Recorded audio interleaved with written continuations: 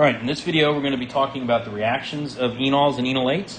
So we left off talking about formation of enolates using bases, and what I want to look at is a general reaction of enolates. So recall that we talked at the beginning of the last video that enols were nucleophilic. Enolates are also nucleophilic, but they're much more nucleophilic than their enol cousins, if you will. All right. So what I'm going to look at here is another ketone.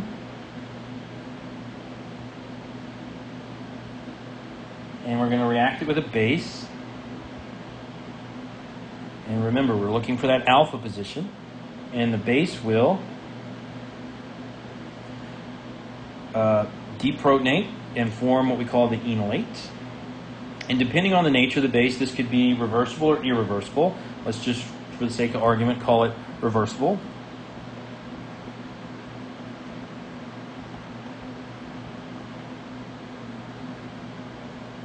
All right, keeping track of everybody. There's the alpha. And now what I'm going to do is toss in an electrophile. And just like the enol, it's going to collapse to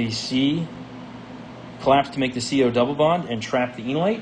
The electrophile.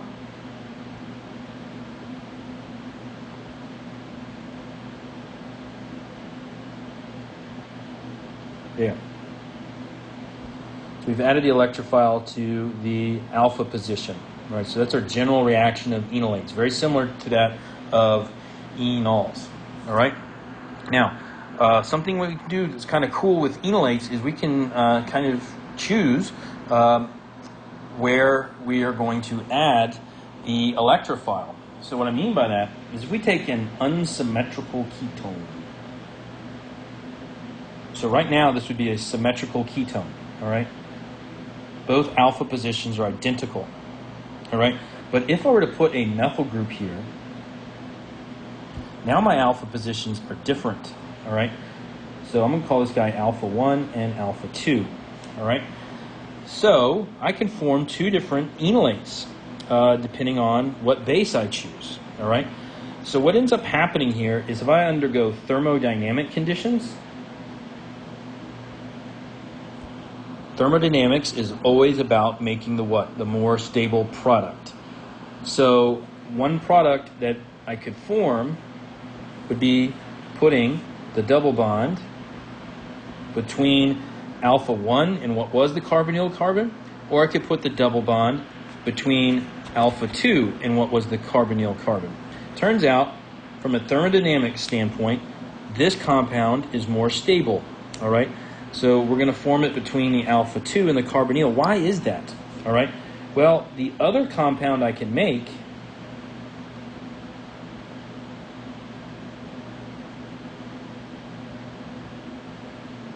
would be putting the double bond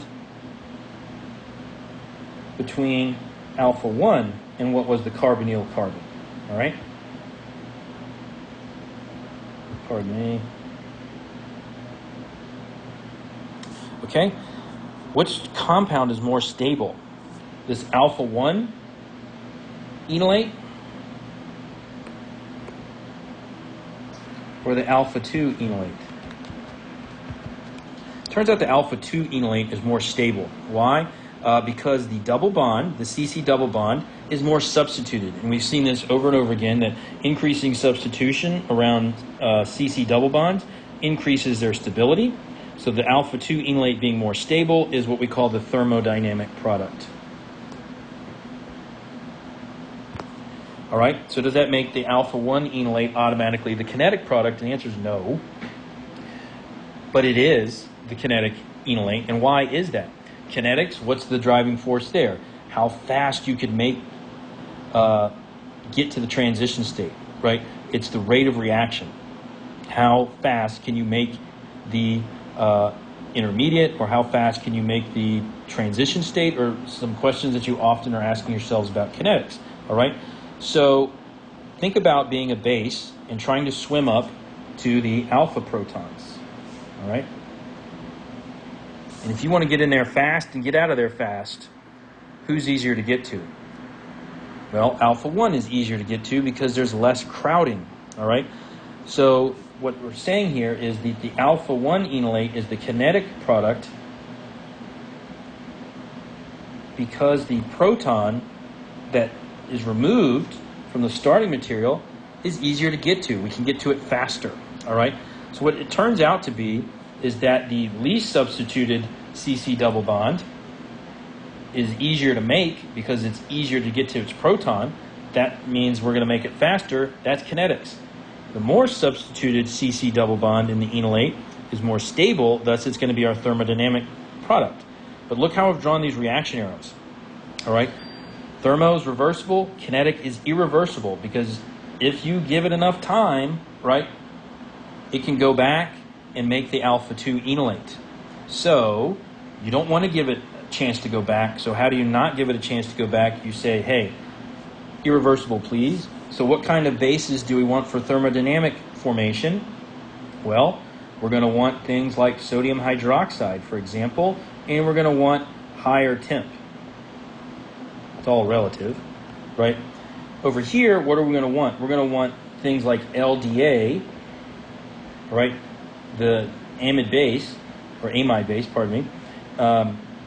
The amide base, and we're going to want low temperatures. And it turns out that these are often ran at negative 78 degrees C. That's a convenient temperature because that is the sublimation point of dry ice. So we can make a dry ice bath, and you don't want to use water here, but your bathing solvent, if you will, is acetone often. All right, so a dry ice acetone bath will cool a reaction mixture down in minus 78 degrees C. All right, so LDA minus 78, what are we thinking there? We're thinking kinetic products, all right? Sodium hydroxide, sodium ethoxide, higher temperatures, we're looking at a thermodynamic product, all right? So just keep those in mind when we're talking about forming enolates. All right, so the next thing I want to do is look at the two reactions that we're going to discuss with enols and enolates, all right? So the reactions that we're going to look at first are the halogenation reactions.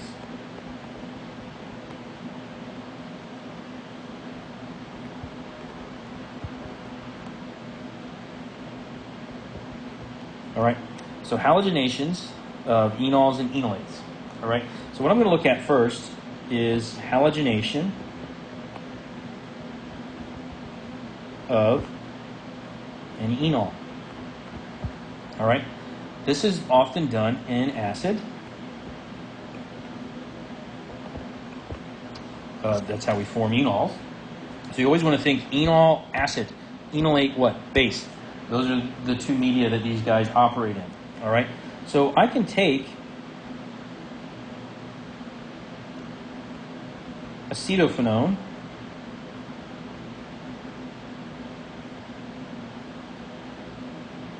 and I'm going to take molecular bromine, Br, all right? And I'm going to run this in the presence of acetic acid, all right? So the way we draw acetic acid is the following, HOAC, all right? So whenever you see HOAC, that's acetic acid. What's going to happen here is I'm going to brominate at the alpha position. All right? So recall, there's my alpha carbon, right? And here is my alpha carbon. So what has changed?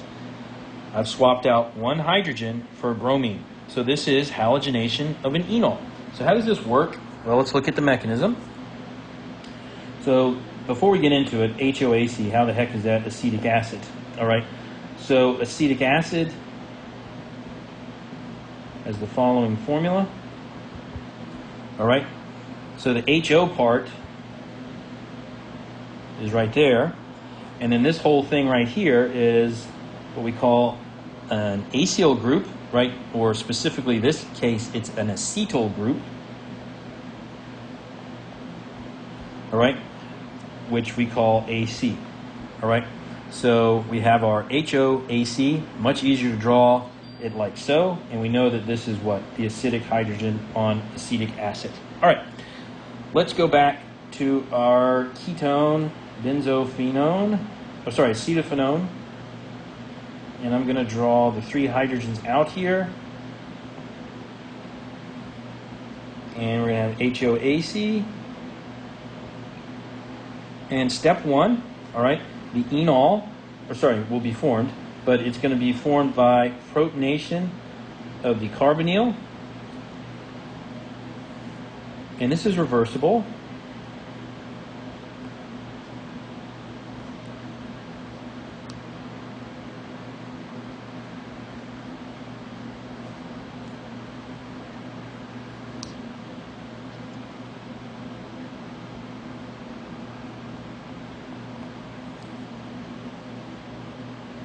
Okay, so we've just protonated it. The next thing that's going to happen is the conjugate base of acetic acid is going to form the enol. So we tautomerize it.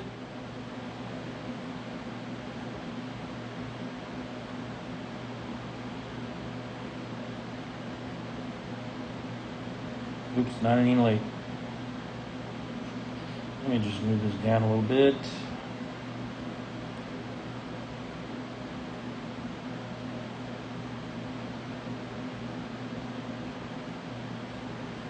And let's see, we got 2 hydrogens over here. We regenerated HOAC. And now bromine is going to come in as an electrophile. And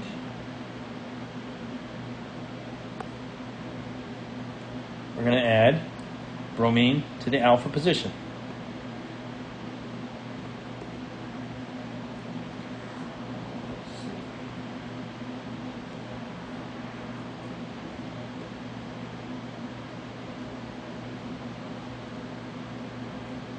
Oh man, I'm kind of trying to squeeze this in here.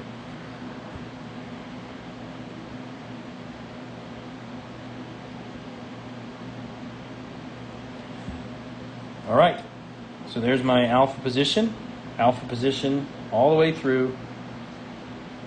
What have we effectively done? We've added our bromine to the alpha position. All right, so to recap,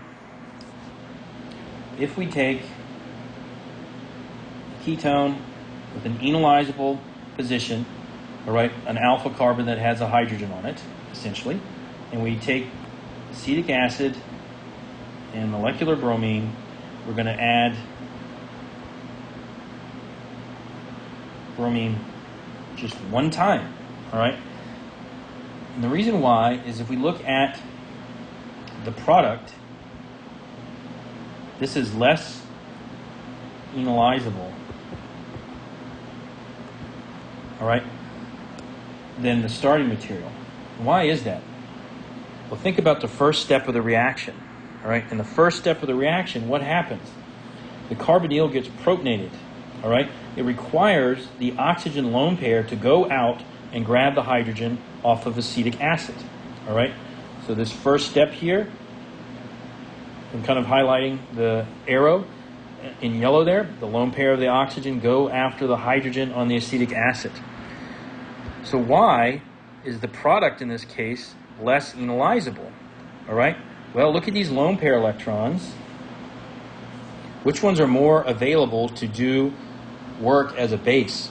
All right. What's bromine doing? Bromine is pulling electrons down towards itself, thus pulling them away from oxygen. All right. So if oxygen has less electron density, it's going to be less basic, and it's not going to be able to go through that first step as well. Thus, it is less enolizable. All right. So the reaction stops here. Now, in the case of the enolate, it's totally different. All right. So what I'm going to do now is I'm going to take the same ketone, acetophenone,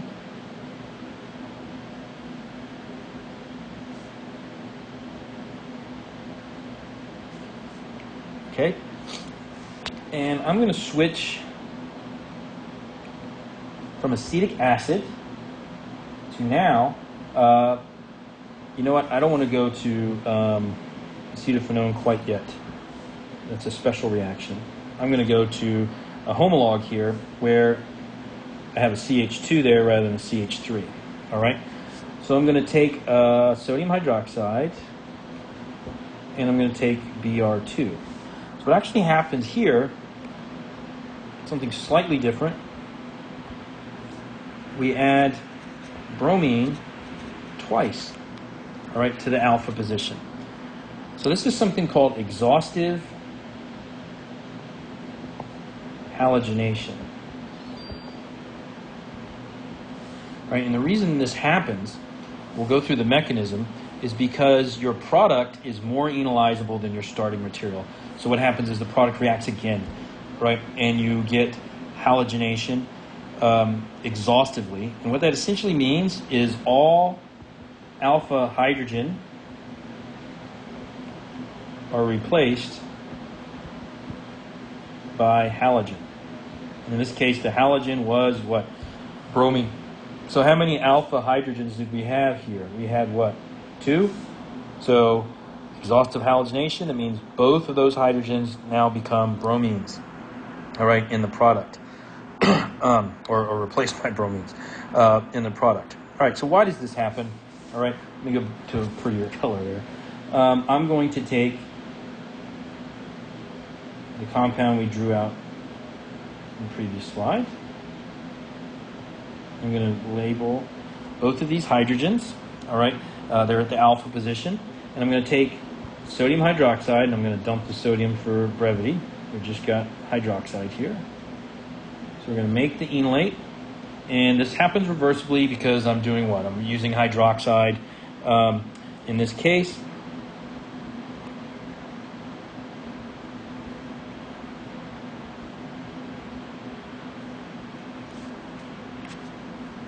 And bromine swimming around.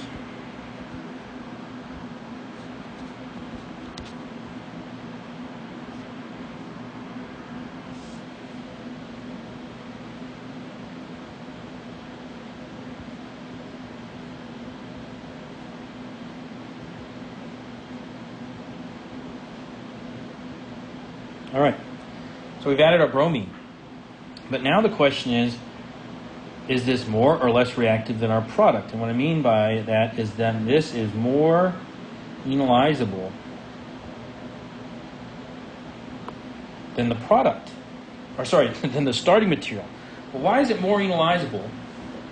Well, what's bromine doing again? Pulling electrons down towards itself, all right? And what is that doing to this carbon? And more specifically, the hydrogen attached here? This hydrogen is now more acidic than it was here, all right? So when the hydrogen had the red line under it, now it's going to have a blue line under it. It's the same hydrogen, all right?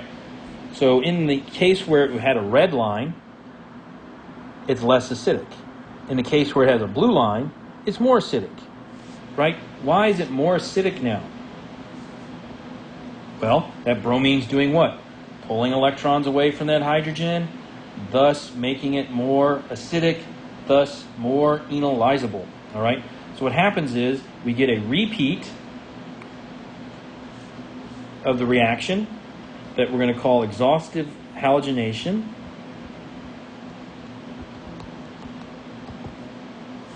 And yes, this is exhaustive, right?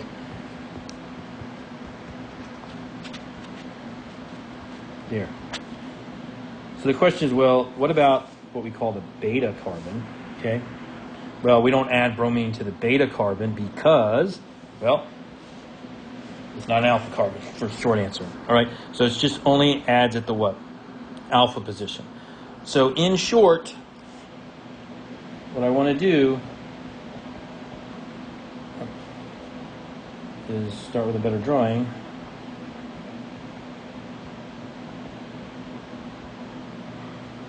All right. If I take this guy and have HOAC and Br2, and I take this direction and I do sodium hydroxide and Br2, what happens? All right. Over here, I get exhaustive bromination. All right, all the alpha hydrogens are swapped out for bromine.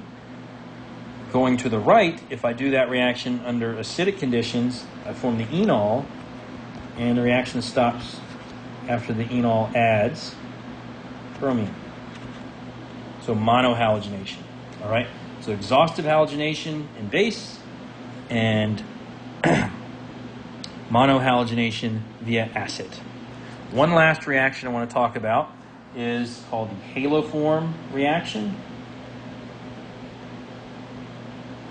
Oh, haloformation, that's not what I want to talk about. I want to talk about haloform reaction. And this is kind of a neat trick. What ends up happening here is you take advantage of something called a methyl ketone.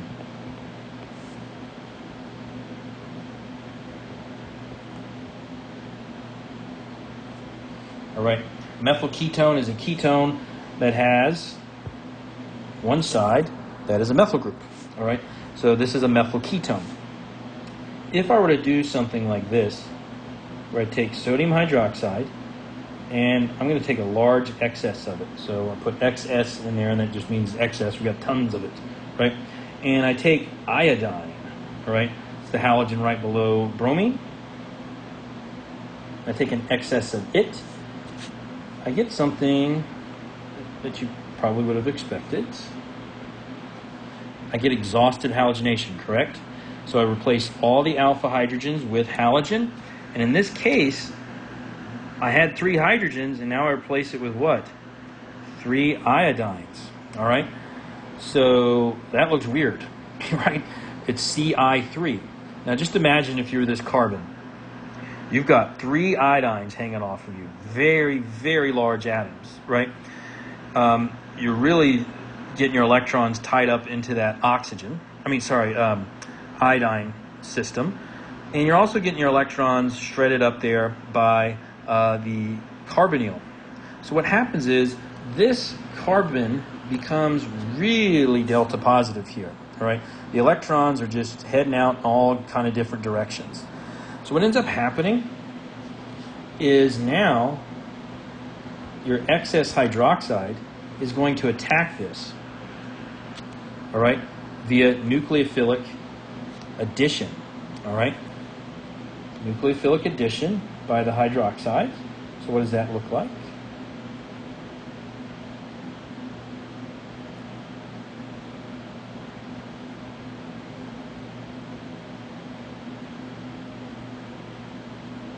Oh, it's not an H there. I.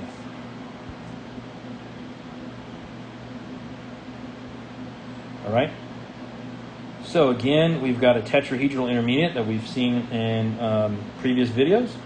And we've got nucleophilic addition, and we are now going to eliminate. That carbon is just heading out. It's overwhelmed.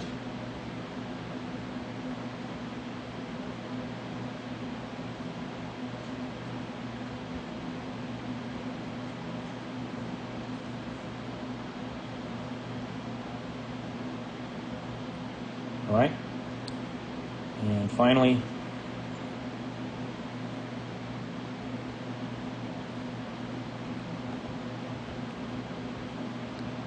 we'll make the carboxylate and HCI3. So HCI3, all right? That's a byproduct. But that's what's really cool. That's our organic compound right there, all right, that we're interested in making. So what happened? We took a methyl ketone and we made the conjugate base of a carboxylic acid, all right? So let's recap this and we'll be done. Only happens with a methyl ketone.